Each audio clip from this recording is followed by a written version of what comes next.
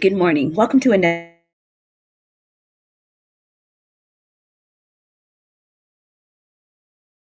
edition of Coffee. Your host,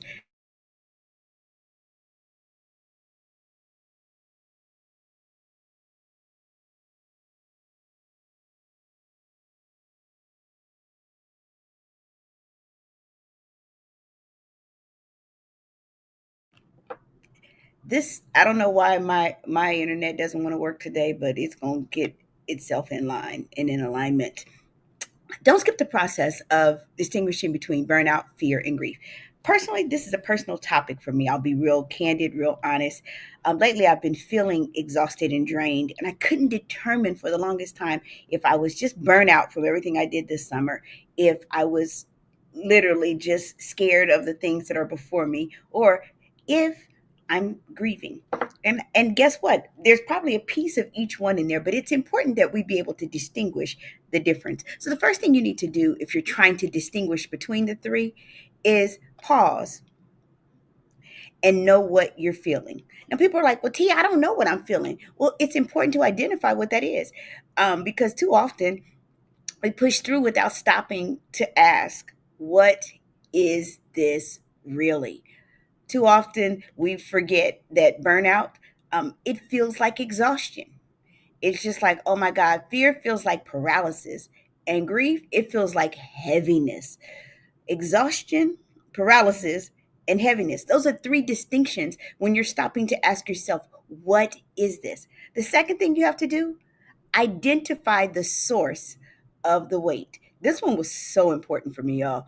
Burnout usually comes from doing too much for too long without rest. That's what it comes from. Fear, it comes from what could happen. Man, I could fail. Yep, you could. And sometimes it leaves us paralyzed. And grief is rooted in what has already happened, a loss, something, some kind of tragedy that you've not yet fully processed. So you have to ask yourself, am I tired because of overwork? Am I anxious because of the unknown? Or am I just not dealing with the grief that's in me?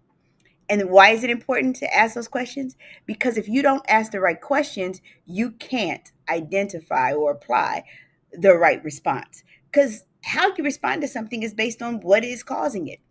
Burnout requires rest and boundaries. There, I said it. Burnout, the quickest recovery is rest and boundaries.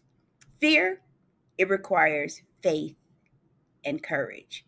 You got to take one step at a time and walk towards uh, whatever it is while you still might be trembling. Yep.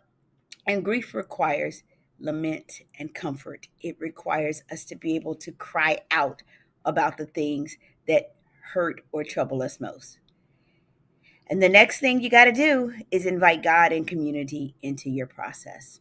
Why is that important to you? Because none of us were designed to carry burnout, fear, or grief alone. None of us were designed.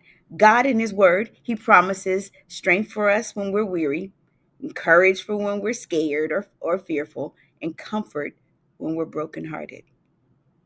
Can I tell you, I found God to show up just like that in all of those seasons?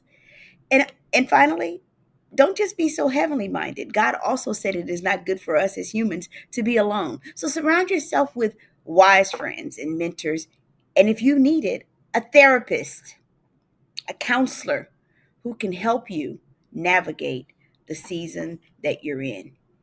So there it is. If you can't distinguish between burnout, fear, and grief, you got to pause and know what you're feeling because it'll tell you which one it is.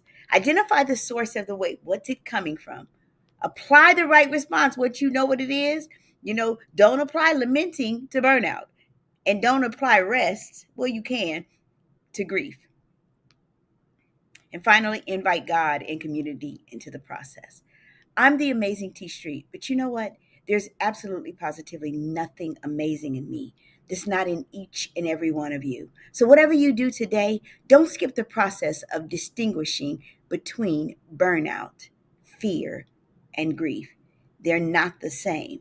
And so, their responses has to be different. Have an amazing day.